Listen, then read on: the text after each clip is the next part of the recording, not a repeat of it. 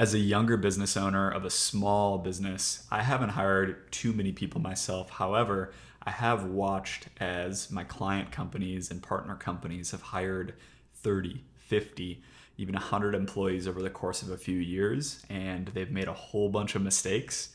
And I've been lucky enough to basically observe these very experienced CEOs hire a bunch of wrong people and hire a bunch of right people.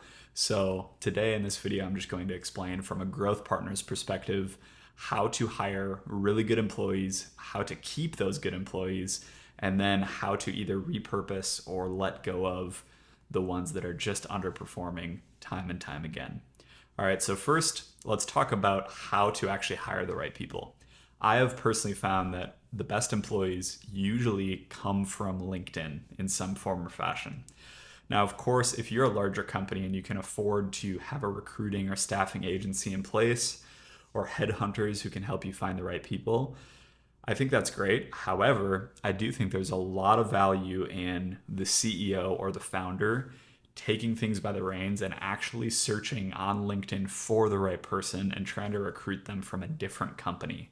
There's been a lot of great salespeople that I've hired or I've hired in clients' businesses for them through LinkedIn just by manually recruiting. It doesn't take that much time just to spend a couple hours to find a really good salesperson or a really good product person or a good operations person.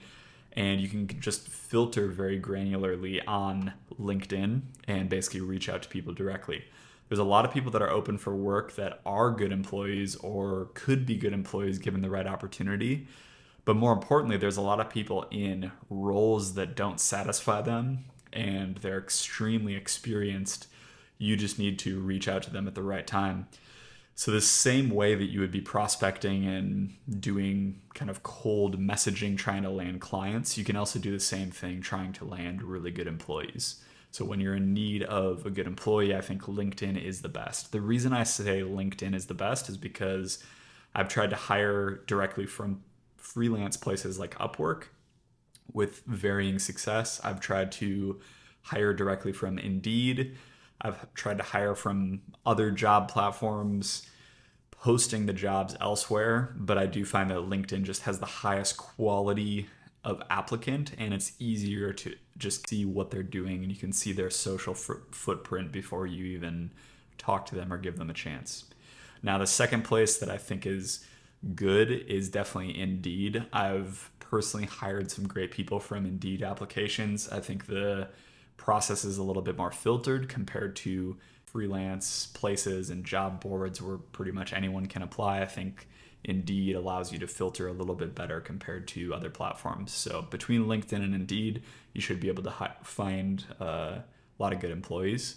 Now, the second part is how to retain those good employees. Now, coming on as a partner or a client to multiple companies, I've been through probably more quote unquote onboarding processes into a company from both directions, from myself onboarding clients and me kind of being partially onboarded as a employee or a contractor into all these different companies. And I can say with certain that 99% of companies just absolutely suck at onboarding and training their employees. And this really turns people off when it comes to landing a new role. If you get put through extremely boring onboarding and boring training processes, it absolutely kills the energy and the motivation that you have around that company, especially in the beginning. And high performing people, especially high performing sales and marketing people or operations people, are going to be instantly turned off when a company just has a boring, drawn out onboarding process. All right, so you need to fix that, whether that's through things like simulations or whether it's through just really good SOPs and cutting out all the BS around onboarding and training. That's where high performing people that just want to get to work are going to appreciate it.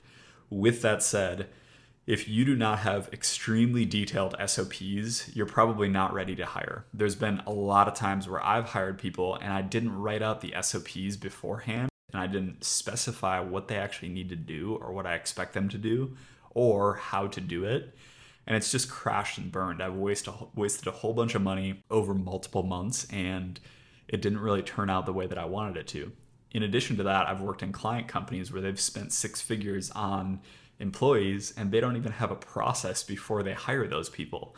So it's almost guaranteed that they're going to waste probably around 40 to 60 grand throughout half of that year just not producing really good results because they have no documented SOPs from the CEO or the founder or from the CMO, the CRO, whoever your leadership team is.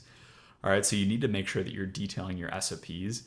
What I like to do is have a bank in an app like Notion and just have dozens of SOPs that people can go through at any time. It's completely open source and decentralized, so even if you're helping someone else with something, anyone can just pop into that Notion wiki of SOPs and watch a Loom video on the topic or watch a quick screen recording of me doing something or someone else on my team doing something. Now, the bigger your company gets, the more organized and more structured this is. Ideally, if you have a COO or an operations person to kind of help you organize those things, implement systems where your team can be filming SOPs as well. Tools like Scribe are really useful. My favorite is Loom. If you can use Loom videos to record your screen and go through specific processes that you want someone doing. All this stuff needs to be set up before you hire someone, especially the more money you're spending on hiring someone, those SOPs need to be in place. Now, the reason I'm talking about that when it comes to employee retention is because if you're a CEO or a founder, you absolutely need to make the most of your money when you are hiring someone for six figures. It's a big investment, and if you don't have SOPs laid out, not only are they not going to know what to do, but they're just going to be a waste of money. All right. So lastly, we're going to talk about the unfortunate reality of being a CEO or founder where you do have to let people go or repurpose your employees. Now, unfortunately, I've also been in a lot of client businesses and partner businesses where they have dozens of employees doing absolutely nothing. Now, unfortunately, you have to look at the details and look at the facts and just see who is performing and who is not. If your salespeople do not have a good enough close rate, it's not serving them to keep them on board. Now, of course, if you can offer severance or help them find another role before you just flat out fire them, that's much better, especially as a small business that's building your reputation. Even if you have 500 employees, you probably have the time and you have the network to line them up with another job or repurpose them in the organization. I'm not a big believer of just cutting people off completely. Layoffs are a huge problem right now. The job market is very difficult. So there's really few reasons why you need to flat out fire someone. It's usually that they need to be trained, upskilled, or they need to be repurposed to a different task or a different thing within the company in order to succeed. But you do have to look at the facts and you have to actually monitor employees. This doesn't mean micromanage, and I actually don't believe in time tracking either or anything like that. I think it's more about finding the goals that aren't being hit, determining that bottleneck, and then making sure that team members are actually held accountable for what they should be accomplishing relevant to those KPIs or relevant to those OKRs. All right, so if you are able to repurpose the employee before firing them, that's obviously the number one priority. So that's kind of my breakdown on how to hire the right people, how to retain them, making sure they have the proper SOPs and systems in place, and then the unfortunate reality of when to fire people or if that's really necessary. So I hope that helps, and I'll see you in the next video.